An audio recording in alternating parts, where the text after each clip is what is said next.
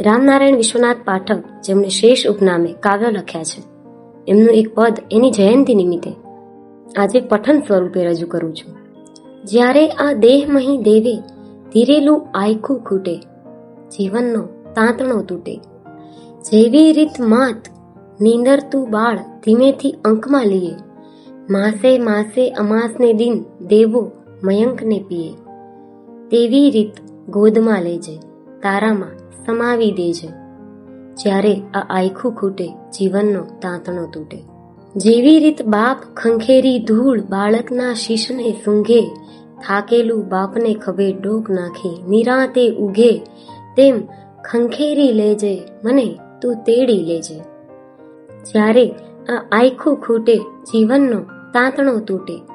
જેવા મહાન કવિના બસ જરા એક શબ્દને સ્પર્શે, ભાવક પ્રવેશે તેને વિશ્વ સ્વયં બસ રસને હર્ષે. તેવો આકર્ષજે મુને, તારે રસ વર્ષજે મુને. જ્યારે આ આયખું ખૂટે, જીવનનો તાંતણો તૂટે.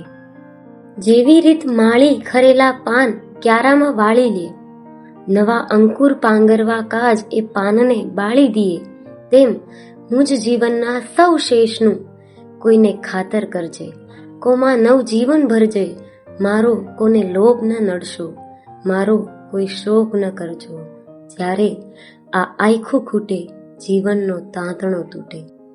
જ્યારે આ દેહમહી દેવે ધીરેલું આયખું ખૂટે, જીવનનો તાંતણો તૂટે. રાવી પાઠક.